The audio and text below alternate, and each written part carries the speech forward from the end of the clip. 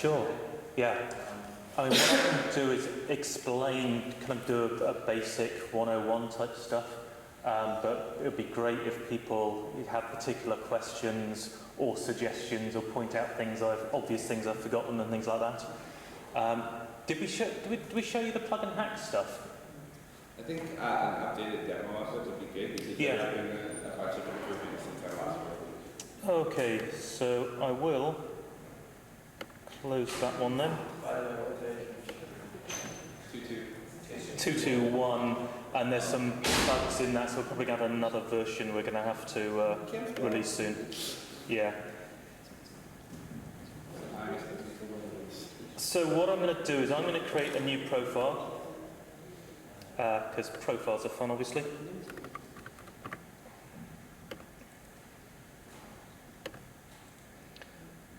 So the idea of this is obviously we have an instance of Firefox that knows absolutely nothing about ZAP. One of the things you will see with ZAP is that you have a new plug and hack button. And I'm not going to actually, because I've got multiple instances of Firefox running, it will get a bit confused. So there is a URL you can just copy and paste. I think it's worth actually mentioning that we would not encourage people to use this in their regular profile in case they forget to do so. Or personally, I asked various questions at conferences about, are people aware of Firefox profiles? And a lot of people are, but some people aren't. And it's like, well, they're really good, and particularly when you're doing pen tests, so you can have something which is completely... Just potentially a feature suggestion. One of the button in ZAP to spin out Firefox with a new profile if they're randomly configured. There's a limited... I'm not sure whether that's possible, because the API is very limited. All you can do is pass the URL.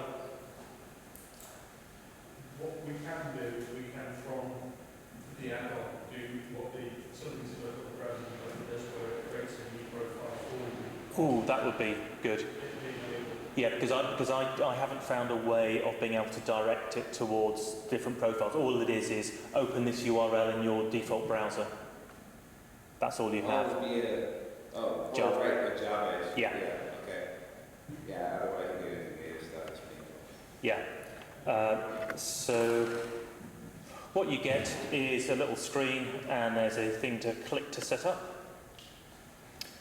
And because I haven't got the plug and hack add-on installed, you have the usual allow stuff. And yes, I do want to install this.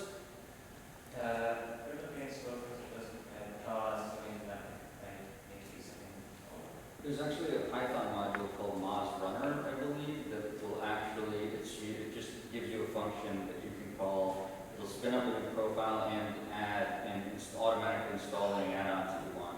Yeah, I mean, I try and keep the requirements on ZAP as light as possible, so you need a JVM and that's it, and I can't, I don't want to have, clearly I want to take advantage of Firefox features that are available, but I don't want to tie things into that. Yeah. So at the moment I'm using just standard Java stuff for doing this. So we have the usual click to set up you've just seen, and yes, I want to do bad things. And that's it. So what that has now done is, so ZAP generates a root CA search when it starts up. It's gone. I'm getting, not getting installed because it doesn't mention that on Firefox. What version of Firefox should I be using? I should be 24.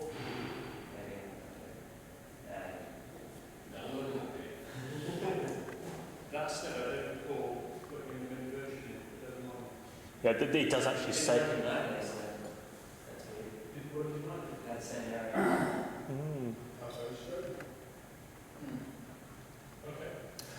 So ZAP now generates the root CA on startup by default. It's a unique one for yourself. You can regenerate it if you like. So what Plug and Hack has done is that's now installed that root CA cert in Firefox as a trusted CA cert. Set up, so you're now proxying through ZAP. And do we pass on the setup? We don't do the we're not pushing proxies yet. Okay, that's the plan.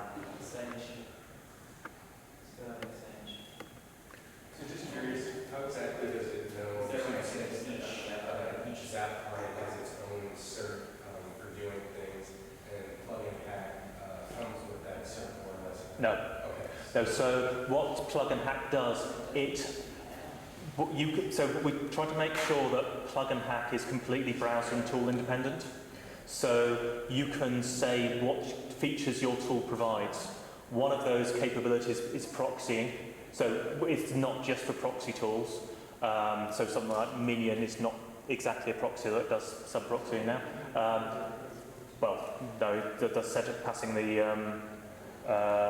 cookie. But what you can do is you can say, right, this tool provides its own certificate, and here's the URL to retrieve it.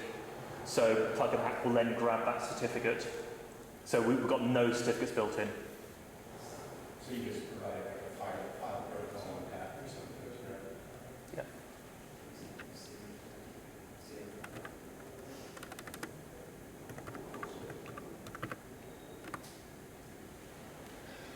So what that will mean is that you will now, any requests you make are going through ZAP. And that's it. So it's a very simple setup. And it means with Plug and Hack, you can then do the fun things of swapping, getting rid of that configuration and switching between tools. So Mark's been working on the being able to switch between two tools like ZAP and Burp, which don't really coexist unless you chain them manually. But it means you'll be able to do that kind of thing. So that's your basic setup. There are different ways of driving ZAP. The first thing is the basic quick start, where we've got this attack button. So what you can do is you can put in your local host, the URL you want to attack, and basically say attack. It's very simple. It kicks off the spider, waits till that finishes, and then kicks off the active scanner. It is a simple way of doing a very quick test on an application. It can't cope with authentication. The spider it's a traditional spider, so it's limited by all of the usual restrictions. Won't handle AJAX sites very well. But, you know, it allows people to use ZAP as a point-and-click attack tool. So it's really aimed at the developers. They've got something going. They just want to have a go, see what comes back. So, were you saying something yesterday about it being able to like run your unit for functional tests? Yeah. Use ZAP? So I see there being different ways of using ZAP. One of these, the very quick point and shoot. Now this isn't. As I said, there's lots of restrictions around that.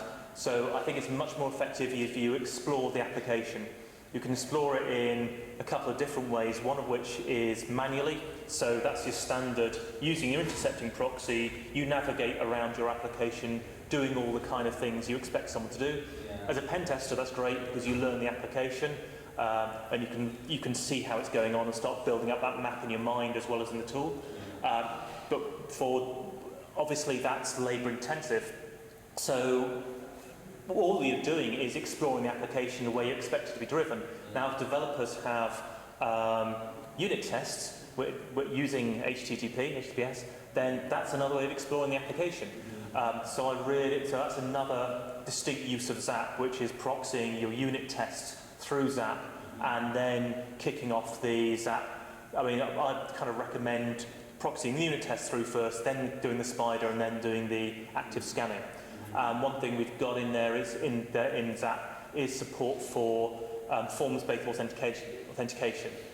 And actually, you can pass cookies across as well, which is what Stefan's using. So, and I've got some simple ANT scripts for doing this kind of thing. I think other people are working on a whole range of other different options, but it's not particularly well documented. Actually, what I'll do is I'll show you the API. So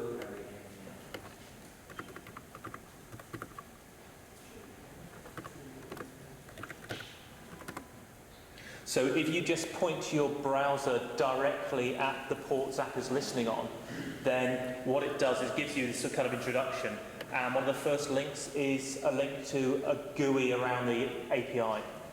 So this is very, it's kind of structured based on the ZAP code. What you have, if you go down to something like core, you'll see there's a whole range of what I call views and actions and other things. So the API is created in code, so it's generated, and I actually generate clients as well. So I generate the Java client to do source code generation, and I do the Python client as well. Now, there's no reason why we can't add different clients to it, but I need somebody who knows the language to come around, give me a template, and then I'll kick the stuff out. So, sorry, what's the Python client for what? A client for driving the API. So you can drive the API just by HTTP requests. Oh, okay. So the idea of this UI is to allow people to explore the API. So we just go and have a look at the hosts. And so if you hit that URL, then that is the response you get back. You get a set of the hosts that ZAP knows about.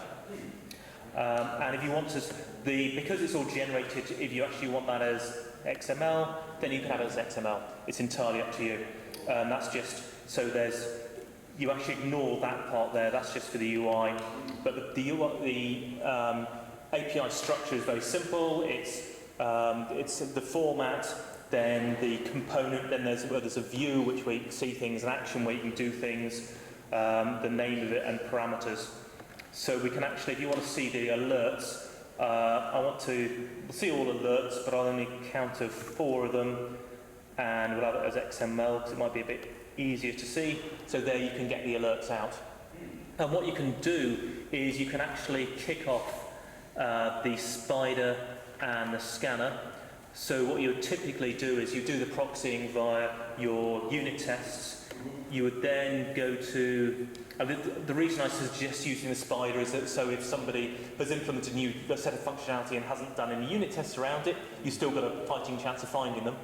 And one thing, at the moment you can't tell things that have only been found by the spider, but I'd like to do that so you can actually get an alert saying, we found these pages only via the spider, therefore your unit tests probably aren't good enough. And what we've got is we have the scan option, and this is asynchronous, so you basically say scan, and then you can get the status, you can poll the status, and it gives you that percentage until it's finished, and then you kick off the active scanner and do the same thing.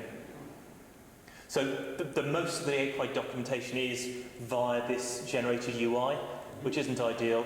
I need to do a lot more documentation around it because people are getting a bit confused about it, but I've been working with the QA team to try and get this embedded into their processes as well. And this is something that I think is really important, really powerful. I'd love to get it so that all of our developers, where they've got CI infrastructure things set up, you have ZAP scans, whether they can take some time. So it might be done once a week or something like that, but you get that feedback immediately. Yeah, cool. And sorry, I'm not fully understanding what plugin hack is again. Okay, so plugin hack is it's something myself and Mark came up with, which was to try and make it easier to configure browsers to work with security tools. Okay. Because what you typically have to do is you would have to manually change the proxying from your browser to the security tool. You would then have to configure your security tool to talk to your corporate proxy possibly. You'd have to generate the root CA cert and import that into your browser. It's fiddly, it's a little bit time consuming, it's error prone. We just wanted something where you just say, connect this, yes I know what I'm doing, bang, and it's done. But what we've now got is there are actually a whole load of fun things we can do with plugin hack. So what Stefan was showing from the command line, so from the developer toolbar, we've got a set of things. So if you put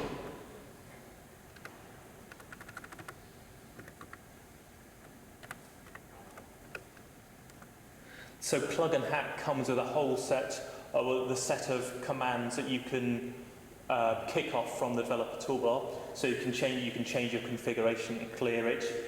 But it also allows us, plugin hack allows tools to expose their own functionality. So what we've got is a set of things you can do via ZAP. And in some cases, these are kind of, we're kind of showing off, but in some cases, they're really useful and really powerful. So what I'm going to do is go for the HTTP session, and I'm going to create a new one and do it on local, not that one we want.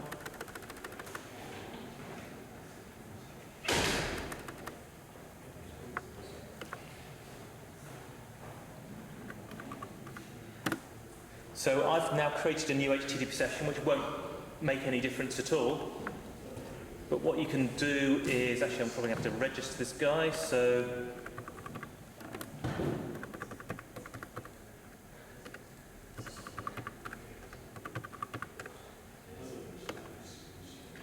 I'm now logged in as Fred, and what I'm going to do from the command line is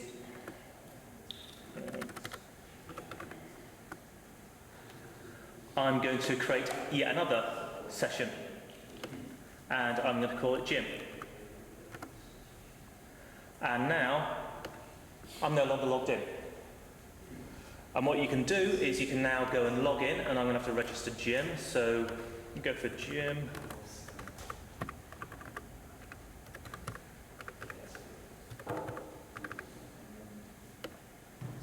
So I'm now logged in as Jim, which is all very nice. What we can do is we can actually go down to the command line again, and I want to switch sessions, and what I want is I want to switch to Fred. Oh.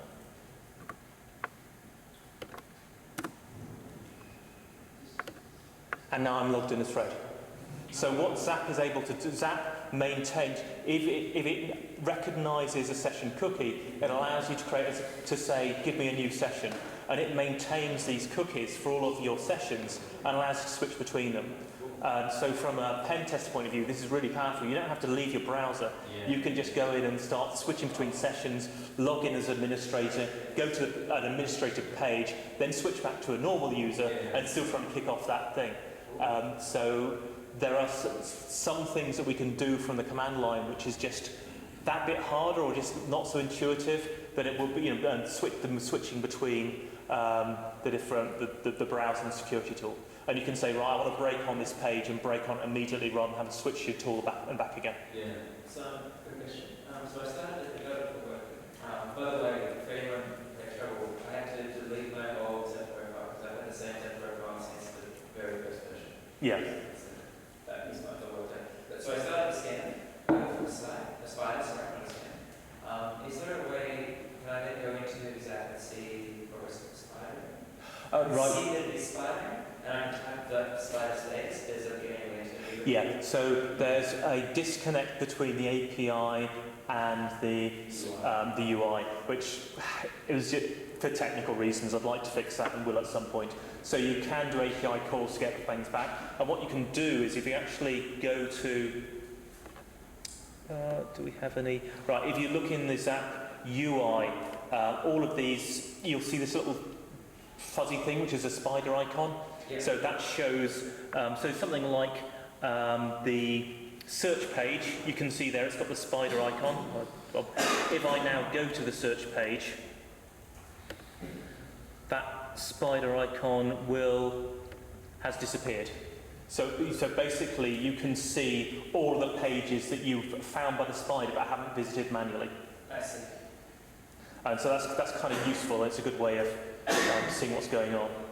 So, so from the pen tester point of view, from the developer point of view, I think you've got the quick start, hit it, and then the integration with the CI, and that's about it really. And that's probably as much as developers want or need. Mm-hmm. From the pen tester point of view, there are a whole load of other things. And I would say, I do a lot when I do these things. You do a lot of stuff when you're messing around with a browser, just doing the manual stuff. But obviously you've got intercepting. So what you can do is you can just, well actually we can do that from here, so we can go ZAP and break on all, and we just go to, except that didn't work, BRK.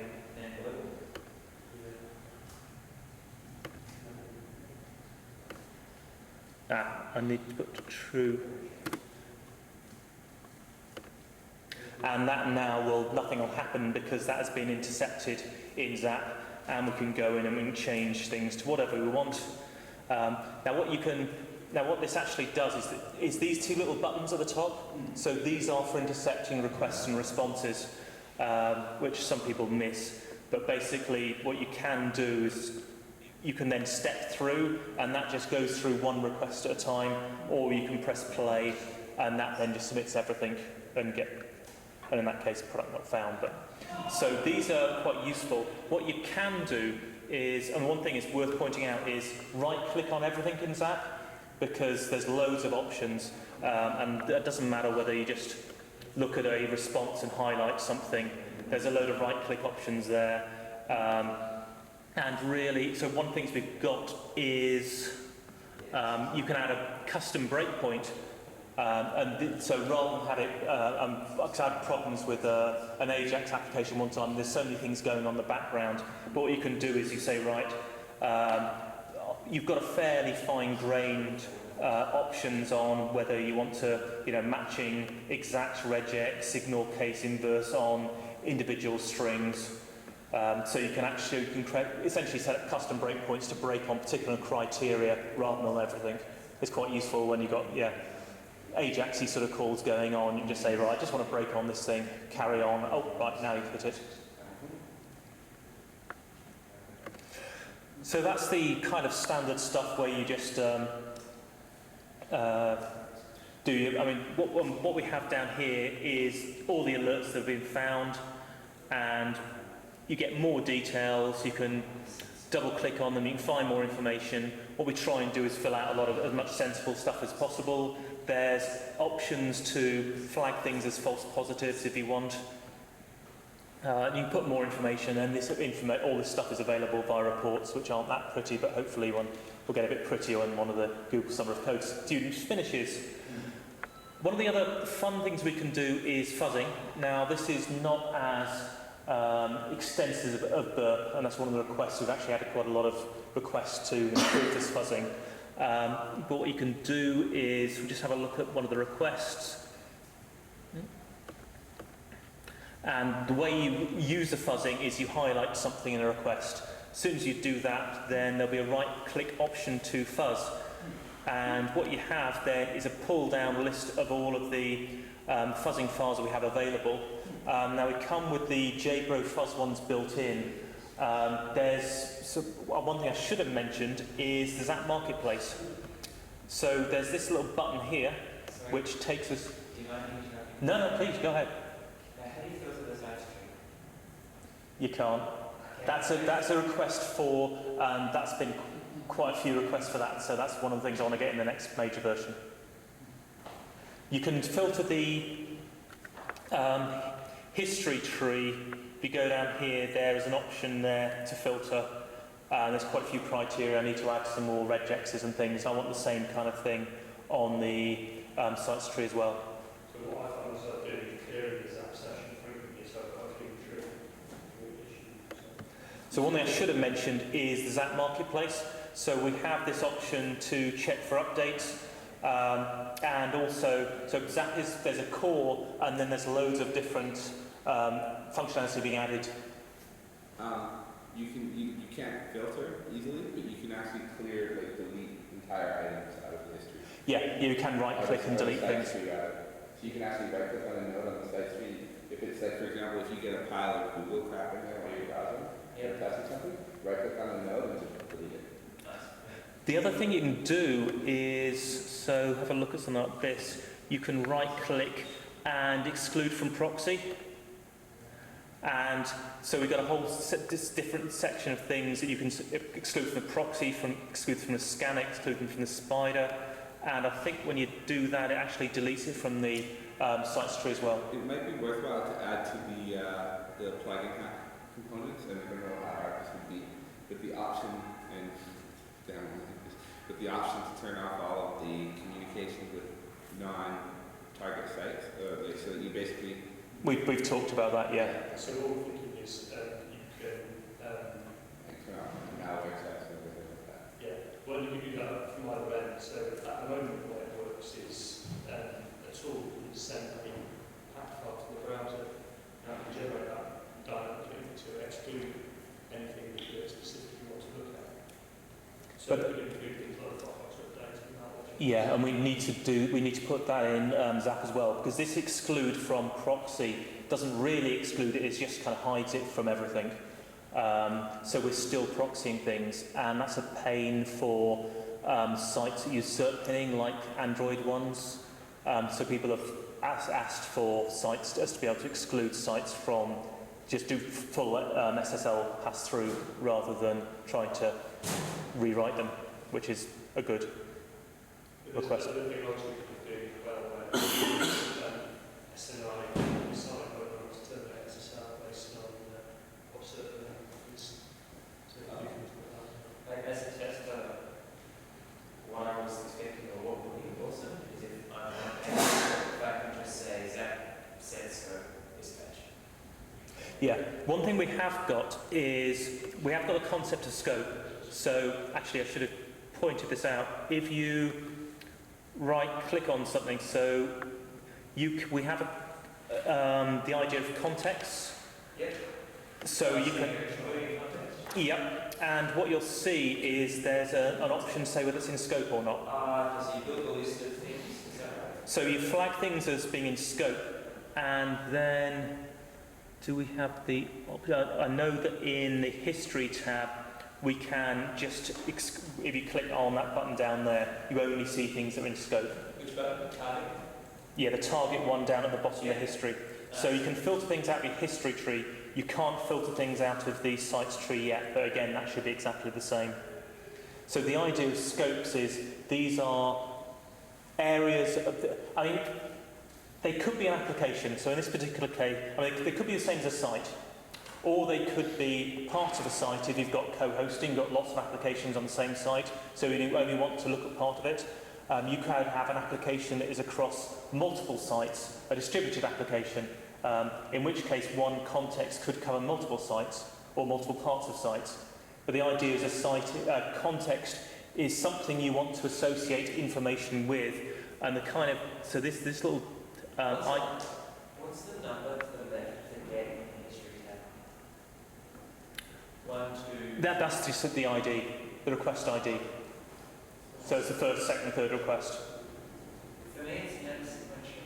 I'm not sure which is the It's filtering.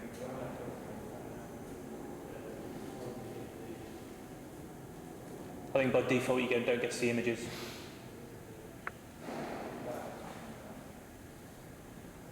So you have this session properties, and what you can do is define things like authentication and session management, how that works for a particular context.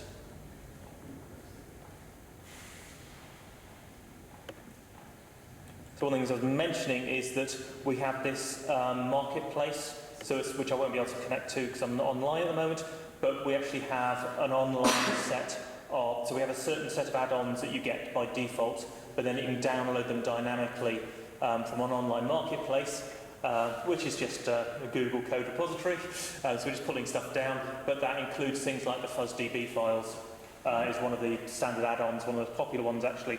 And the thing is, the add-ons typically get added dynamically, you don't even have to restart ZAP. So if I was online, I could actually pull down the fuzzDB files and they would be available for me straight away as soon as they were downloaded, which is kind of nice. So what I was showing... One of the mixed content, checking sites for mixed content, there was a plugin for, it just passively shorts on whether there's mixed content to the page. So there's a lot of stuff. Yeah.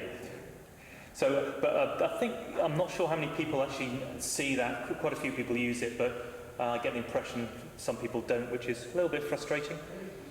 So with the fuzzing, again, you highlight the string, right-click, and fuzz. So one of the problems is you can only actually specify one fuzzing point at the moment.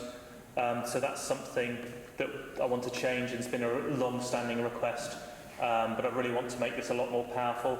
But basically, you highlight what you want, you say how you want to fuzz it, and then the fuzzing starts. Now, what we do, in this particular case, we won't see anything. With fuzzing, we can't tell you that something's vulnerable. If we could do that, then we would put it in as part of the active scanning. So fuzzing is you're telling ZAP to throw particular bad thing, or types of data at something, and we tell you if it's reflected, and none of those are. But one of the other things you can do is you can do searches. You do regex searches, and one of the things you can choose where you look, and one of the options is in the fuzz results. So you can search, and we've got an inverse thing there as well, so you can search for the presence or absence of particular things. But what I often do is just walk through the results and see if there's things that look interesting to me. Can you go back to the results for a sec? Yeah, where's fuzz up? Yep. So we say what the attack pattern was, and we... What I can't see is one of the columns, the HTTP status code that came back. Yep. Okay, yeah, that's a lot of the time a good one to sort on. I think see some features and kind of in there, Yeah, and we ought to have better search and filtering on this. This is something which was, yeah. Or the size of one of them will be very large versus the rest. Yeah, so we've got the time in milliseconds, the size, those kind of things. So one thing to do, what's that another way potentially, is have the response flow into an actual browser tab and have a track function, so you know you've got a definite positive for that particular browser. And one thing, so we can, I said right-click on everything, and one of the things we got here is open URL in browser, but that's obviously only for GET requests. With the plug and hack thing, we'll be able to do post as well, that kind of thing. Simon, one of the things that I'd like to see a full round-tripping demo on is executing a test case against an application, extracting an application test case, exporting that, attaching it to Mozilla, and then going the entire separate direction. Well, what I'll go on to, I mean, I've shown you the main things. We've got some other I'll go through some of the basics, then I'll go on scripting and talk about that. We've got forced browsing, so a lot of things you kind of right-click, and we've got this attack menu here. We do have an Ajax spider, which uses crawl jacks, and then kicks off the browser and goes through trying to click on everything, which is better for Ajax sites. We've got forced browsing, which is using a Dirtbuster product from OWASP. So that just hits the URL with lots of known directory patterns to try and find things. We've also got WebSocket support, so we've probably got the best WebSocket support of any security tool I'm aware of. One of the Google Summer Code projects from last year, which was very good. We have information about sessions, and this is where you can actually go in and you can set different sessions of active, the same thing I was doing via the plug and hack API, so that's what that's driving. You can actually see the different parameters, so you can see all of the parameters that a site is actually using and how often that parameter changes, those kind of things. And you can do things like, well, I want to right-click and search for all instances of those, so you can see everywhere these things are used. Got a port scanner, which is pretty basic. So those are the main kind of things. The really fun stuff in the latest release is the scripting. So previously we had this script console, and what you could do is you could just type things in, and we support pretty much anything that the JVM will support, but you have to then import the relevant scripting jars. You get JavaScript by default, but you could only run what I now call standalone scripts. So it's here it is, run it now, and they weren't integrated at all. What we've done in this release is we've integrated things. So we have this new scripting tab. What you can do is you say, well, actually what I want to do is I want to create a new script. And we've got these different types. So the proxy script is one which will get invoked for every request and response. So you can basically, with Java, you can go, with ZAP, you can go in and create add-ons which manipulate things any way you want. But with scripting, you can now create proxy scripts which change anything you like.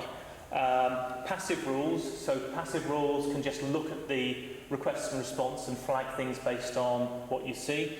Active rules, and these are the things that actually do the attack. So passive rules can't make any new requests. Active rules can, you can do whatever you like. The old standalone ones where you just run off, and targeted, which I'll explain in a minute. So what we can do is we can create a new passive rule, and it gives you the option. So I'm going to go for JavaScript, and we have some templates, and there aren't many of them at the moment. But what you'll now get is a very basic template of a passive rule. So, and there's some documentation in there. By default, these things aren't actually turned on because you're probably going to want to change them.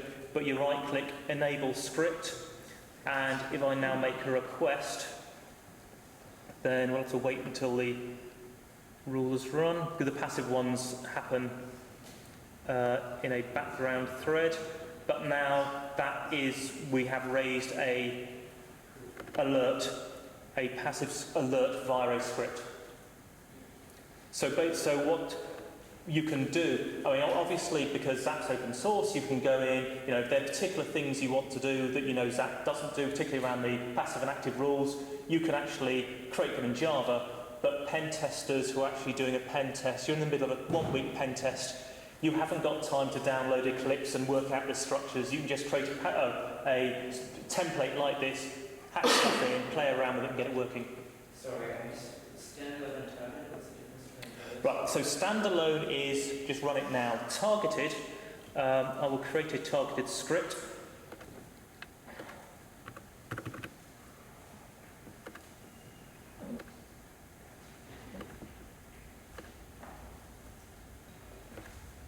So targeted actually get invoked.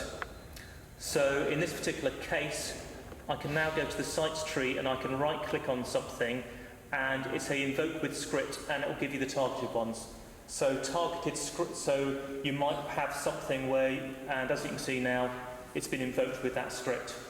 And you can select a whole series of them. And I mean, you'll only get the last one, but it'll invoke it for each one there. Where do I find the information to look up all of the APIs and all of the members that are available off of the object that's passed in? Yep, so what I've tried to do is there is some basic help. So if you look at the something like passive rule, there's information there which gives some sort of, a little bit of information, but really you need to go, we've got some stuff on the wiki as well. Otherwise you're down to looking at code. So what I really want to do is come up with a whole series of templates to make it easy, to show different ways of doing things. But that's just a marshaled object, so it has all the properties of the object that you'd see in memory if you were writing it as a regular plugin? Yeah. Okay. Yeah. And one thing I mean to look at is code completion, whether I can put something in there, because that'd be really cool. Yeah. Now the other fun thing that we've got is if I actually create a new active rule, we've got something which we call Zest. And so Zest is a bit different. It is a scripting language, and that's what it looks like. So it looks horrible because it is JSON. But you can't actually edit it, because it's not intended to be edited in that way. It's JSON format so that we can consume it within tools. But what you do have over here is you can actually see the Zest script. So Zest is designed to be represented graphically. So actually what I'll do is I'll create...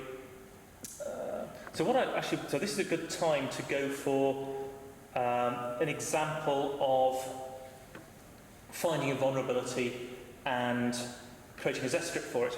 So I'll go to the history. What I want is a login. Let's look at the post requests. So what I'm going to do is attack that particular URL, because I think that will be...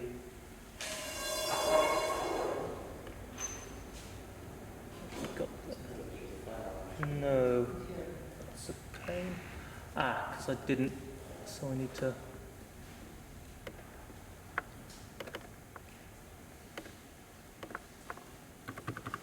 Can I remember the login? Okay.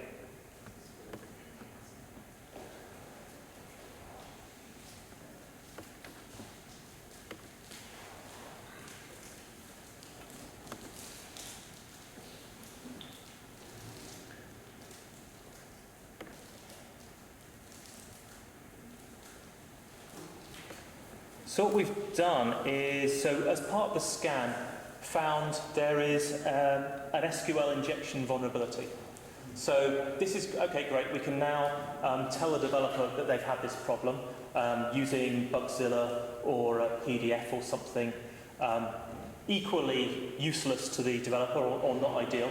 What we really want to do is provide a script that they can then run to prove that something's wrong. So what you can do, there are various ways of creating Zest scripts, one of which you can just right-click on any number of requests and say add to Zest script. You haven't got any, so we'll call it SQLI. And here you'll see we now have a Zest script. And it's all it is a single request. And if I run it, you'll see we've got a new Zest results, and it's come back and it said it's successful. Which is a little bit strange, because what does success actually mean in this case? So the one thing we've got is we have things called assertions. So assertions are sanity checks. And they're part of the Zest language, but there's no requirement to actually put them in. What we've done is in ZAP, we have this option to say the default assertions that you put in, just because it kind of seemed useful. And the default assertions we put in are checking status code and the length. And we've actually got a kind of approximate, so we give it 1%. Either way, you can change that though. So all we're saying is that we've run this, made this request, and nothing went wrong, which is good, but doesn't tell the developer anything. So we actually have, what we can do is, when you select things on this side, you will actually see the request and response, and when you select the option down here, you'll see the real ones. But what I want to do is have a look at the response. And one thing you'll see, we've got this message saying you have logged in, which is a shame because we actually put an attack in there. So we can right-click that, and then there's a whole load of options, and I'm going to add a condition, regex condition, and it's going to apply to the response body, and there we go. So what you'll find is you right-click everywhere in Zest requests, so you can't actually type in any commands. It's all context sensitive, and there's a whole load of things you can do, but we've now said we've matched the body regex, right-click, action, fail, and we can put in a suitable message. And what we can now do is run that, and you'll see it now fails. And there's a different failure from an assertion, and we actually will get an alert raised for that. So what you've actually got now is something where you have a text-based script that you can attach to Bugzilla, and the developer can then run it. Now, one of the problems we have is that we may well be testing different systems. So part of the script is actually gives you a prefix. So in this case, so all of the requests will have that prefix. So if I change that, it then changes it everywhere. And I'll run this now, and you'll see we actually get an assertion failure because it's not the right result code because I'm actually hitting a different part of the application. Exactly. So you can change these scripts very quickly to match different prefixes. The other thing we've got, so I'll just check that still works. What we've done is, if I look in the request, we've got data. Do you copy the Zest script out and just copy it as text, or can you save it as is there a file save for it? Yeah, so there's a file save option. So if you select the script, you can then save it to file store. And what you can do is you actually, all of the scripts have an option to load on start. If you tick that and you save it, then when ZAP comes up next time, you'll have that script available. And you can also load scripts from file store as well. Does Zest use what's already in the PTR, or does it only use what's in the script? Only uses what's in the script. So one thing we've got in here, so we've got this post request. And you'll see that we've actually got a username in there, which is fine, but it might, on the developer site, you might have a different user. So what you can do is you can highlight that, right-click, and I want to parameterize it. Parameterize that, you say user, and we now have a parameters, well, we always had a parameters tab there, and what we can do is save that. So we now look at the post data, you'll see we actually have the user parameter in there. And you can change the brackets if you want as well. So what that means is we can parameterize these things, and if you want, you can change that to be a different value. You can do the same with a password as well. Because I mean, something like this, you probably want to put a whole load of extra checks in, and you can do that. I mean, it all depends on how your application works. You might want to check the result to see whether they're already registered or not, or you get a different message. And then you can either return a message to say that you need to add this user, or you could create the user from scratch.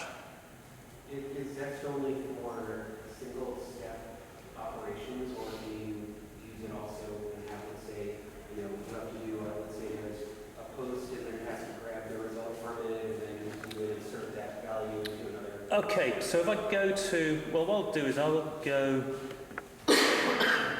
so here's an example. So one thing we've got in Plug and Hack is we have this option to record.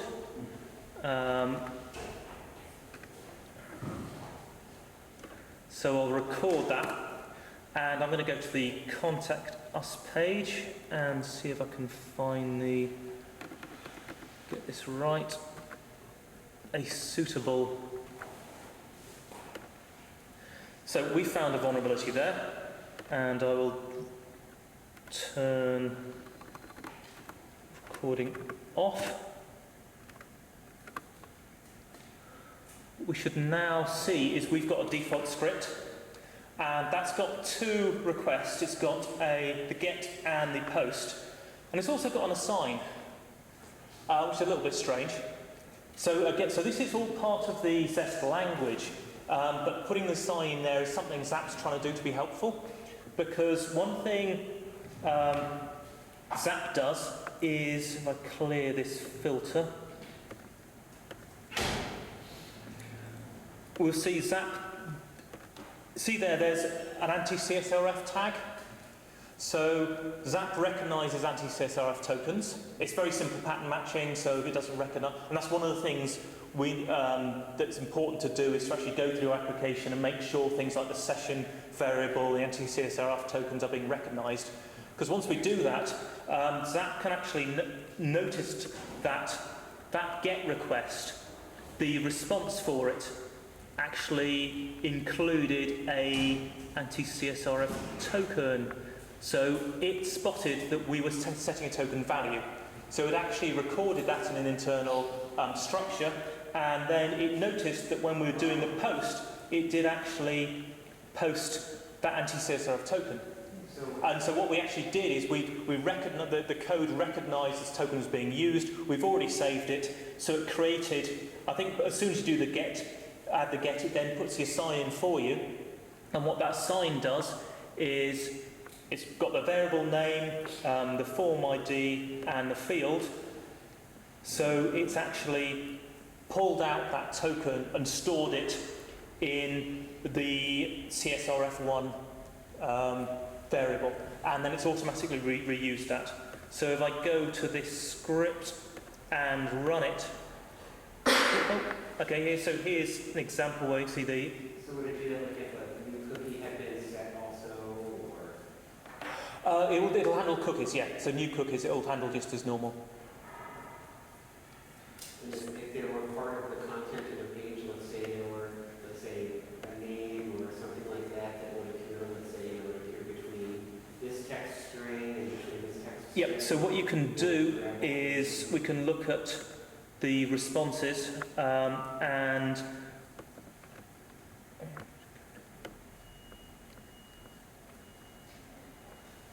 see if I can find the. You can highlight things, one of the things, so you've got a whole range of things, and you can assign things, and we've got different assignments, so you can assign things to basic strings, you can do them via regex and string delimiters as well, so you can say before this and after that. Can you go to the string delimiters first, actually, or the regex delimiters? So you can see. Oh yeah, prefixes and postfixes. That's Yeah. very cool. Now, I haven't actually. And it'd be like location bombing. Yeah. Yeah. And what you can do is you can actually then say we've got an assignment, we can assign a variable to a string, and what you can put in here is you can paste variables in as well. So you can actually, so rather than actually having to remember things, right, you know, I want to put in. This is really nice. So what you can do is you can then build up a script, and so these Zest scripts run independent, separately from ZAP. So that you're essentially running them outside of the ZAP environment. You don't inherit any of the cookies. So it's just the same as you hand it to the developer and they run it. It should have to do the same to them. How will you save that as a file now? So just select anywhere there, click on save, and you give it a name. Oh, so it pulls out the name, and it saves it as a ZST. But if you go to the script console, that is what you get. So you can highlight that and copy and paste it if you want. Now, one thing, we include the response bodies in there, but which you might not want to do. So what you can do is you can actually highlight something, and you've got an option to redact. So in this particular case, I'm going to redact budget. So everywhere that budget appeared in a page, hopefully in there we'll have, yeah. So if somebody's put some personal details in there, they can actually see things and they can highlight them and redact them. And if you wanted to load a script, is there a Yep, so that one there is to load scripts. Okay. I wasn't sure if it was like Yeah. the one on the right, I can't see what the icon is. That's the new script button. So that's where you select the type of rule and the scripting engine. And if you add, one thing I want to do is put in templates for Python and Ruby and things like that, and make them available from the marketplace. And so Zest is tool independent. It's intended to be language independent. It needs a runtime. I've implemented that runtime in Java, but you can actually run the Zest runtime from the command line, so you don't have to use ZAP if you don't want to. You can actually run it from the command line, just passing in the script name, and you can put in parameters as well. And what we want to do is actually have Zest runtimes in Python and JavaScript as well. They're lagging a bit behind, and we were kind of playing around doing a lot of changes for Zest. One thing we've got is we have some of the things you can do. Actions are, so we've tried to categorize the different statements different ways. Actions, you can scan. So you can actually, because one thing I want to make sure is that we didn't have to include all the logic of a scanner in Zest scripts if you didn't want to. So in this particular case, someone could fix the SQL injection in a very trivial way, so it stops the test from failing, but doesn't actually fix the underlying thing. So you have an option to actually include a scan action. Now that is not supported by the core Zest language, but if Zest is running a tool like ZAP, then ZAP can add that functionality, which it does. Script, so you can actually... For scan, what does it... It kicks off the active scanner, and you specify, so it applies to the last request, and you can specify the target parameter, but at the moment that doesn't have any effect, so I haven't put that functionality in. The idea is to decide which one you want to. You can actually invoke scripts, and these can be any script, any types of scripts that ZAP knows about. So you can invoke other Zest scripts, so you can actually have a Zest script for doing your login, and then you could pass the name, or for registering a user with an application. Then other scripts could call that, pass in parameters to say what user they want to register, or put a random token in, so you actually get give me a new user for each script. You can actually invoke scripts of other types. So one of the things that Zest is quite simple in some ways, and I want to keep it simple. So it's not going to, I don't think it should include cryptography. That's just getting way too hard. But if you need that, you could write in something like JavaScript and then call the JavaScript and get the information and pass whatever you need to encrypt it in there and get the result back from that script. You can print things out, which is kind of usual useful debugging type tool. You can fail, which is what I've used there, and that to show the user that something's failed. And it's also used in active and passive scan rules to raise alerts. And you can sleep as well for a specified number of milliseconds for time-based things. So you can add assertions to any request.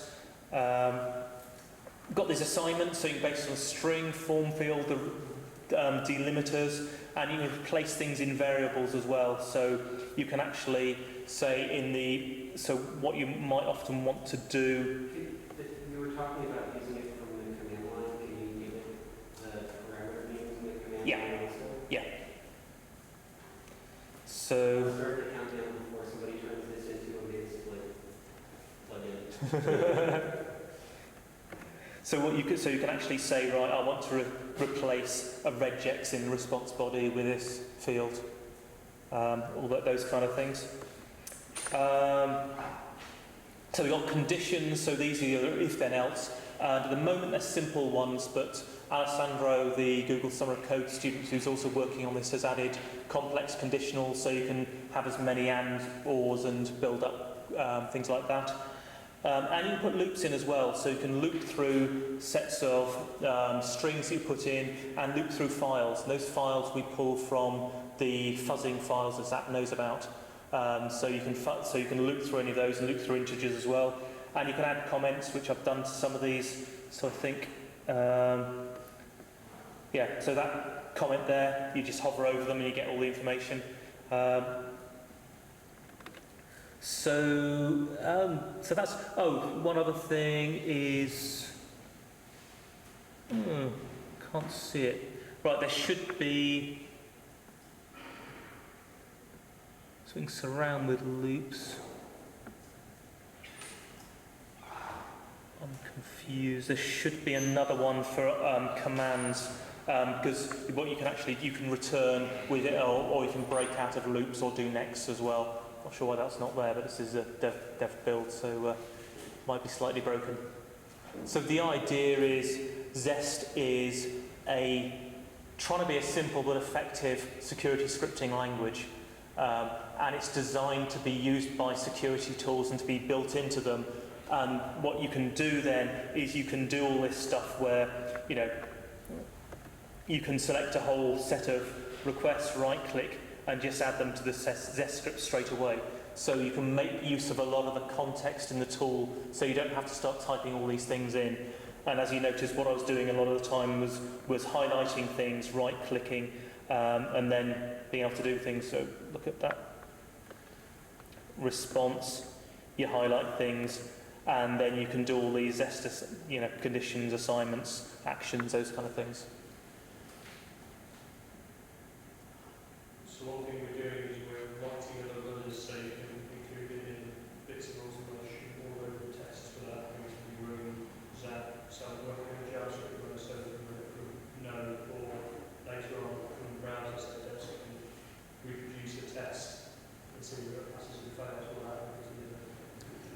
Yeah, because at the moment, I mean, what we're going to say is we want to get to the stage where we say to people the idea that our preferred way of submitting vulnerabilities on Mozilla websites is via Zest scripts. And at the moment, obviously you can do that with ZAP and plug and hack. You can start recording, reproduce a vulnerability, and then send that script to us. And we will see all the requests and we will see the responses that they get, so we can have a look at it. And that should give us a much better idea, but it'd be much better if they got a Firefox add-on without ZAP there and just say, record, do the stuff, finish record, email this to the Mozilla security team or another team of, for a different for a different company. Even if they don't do the bits where they're adding the regex or whatever, then you could... Exactly. If you install something, you can then parameterize to make more general tests. Yeah. We see what the responses went through while they were doing the test, and we can see whether or not we were using the issue. Yeah, so I've just got a couple of slides if this comes up. So I did just the bit of a presentation I did for AppSec EU. So it's a little bit about the script console. So Zest, we are still saying it's experimental. This is early days. Neither of us have, none of us have worked on this, have actually created a scripting language before, so we're going to make mistakes. And the idea is tool independent. No one's offered to take it up yet, but I think when we can show how powerful it will be, then people will be interested. And actually, one thing ZAP has support for filters, which are at the moment they're written in Java. The idea of these proxy scripts is that will completely replace all of the filters, the old Paris filters that were built in, and allow people to create new ones very quickly. So we've got those are the statements I meant to talk about. So the use cases we've been talking about, as I just mentioned, reporting vulnerabilities to companies. We would like people to report vulnerabilities to Mozilla on our websites via Zest scripts. And that can be the very simple, here are the requests, here are the responses I saw, and that's it. That's a lot better than we get at the moment. Obviously, reporting to vulnerabilities to developers, and that's where we would create the scripts and we would make sure that they set things up properly, that the scripts are self-contained, set up everything, and show the developers exactly how things fail. And then they've got reproducible test cases they can rerun. And then the stuff, so you can define active and passive scan rules via Zest, and that's built into ZAP, but the idea is these would then be tool independent, so people can actually create ones which then work across a wide range of tools. And then there's deep integration with security tools. So I really want to use Zest very heavily within ZAP because I kind of see it, quite a few tools like Burp and Web Inspect and things have macro languages, and these are proprietary and they're not that powerful. There's a lot of problems with them. What I want to be able to do is use Zest all the way through ZAP anywhere we need a macroing thing. And this scripting interface, so we've got these different script types. This is actually pluggable. So somebody can come along with a new ZAP extension and they can plug in a new type of script, and that will then invoke their code at the right place. And what we're going to use that for is authentication. So one of the Google Summer of Code guys is doing stuff around authentication so that we making a much more flexible system so that we can, at the moment we can only cope with form-based stuff. But we want to be able to do much more than that, and I want that to be pluggable, unscriptable as well, so that we can actually then create either JavaScript or Zest scripts which perform complex authentication sequences.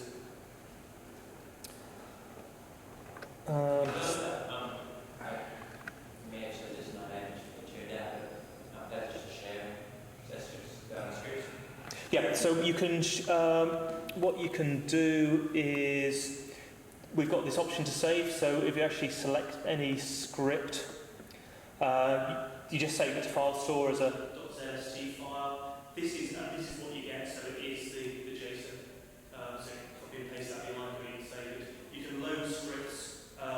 What I mean is there a wiki already or something like that on the ZAP forum where people can post their own stuff? The only one, because scripts are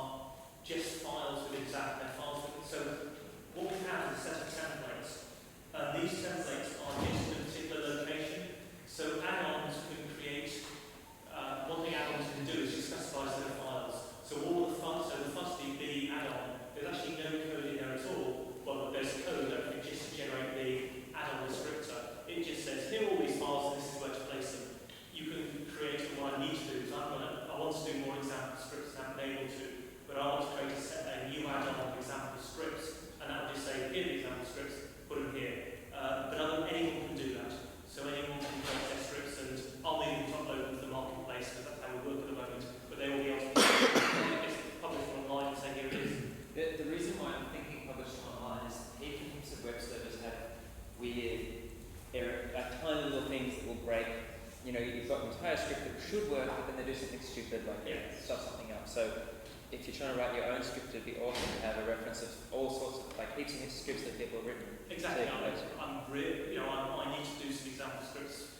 No, but I think not you. Get people. But I plan on that. So what I'll say is, you know, if you use example scripts, please put them on, you know, create add-ons or writing create add-ons for them.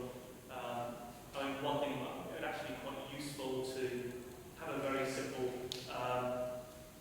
Java program which is run saying, you know, this is where my add-on is, or no, this is where my script is, make it into an add-on, something like that. So it'd be. Cool.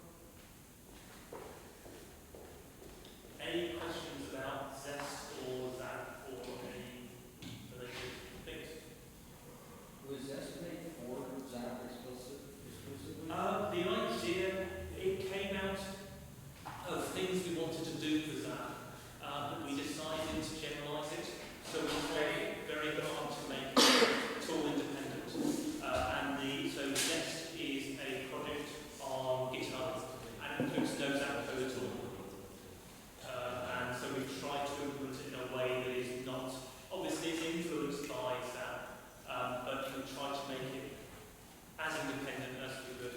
As it stabilizes, we actually have plans for implementing like Zest.ui and Zest.js so that you can run them from within other platforms. I'm not sure if you ever heard of the tool Garmer that Dave Burns and I wrote like 2 years ago, and Freddie actually contributed code to it as well. It was an automated test case tool that was awful, but this is a much better approach.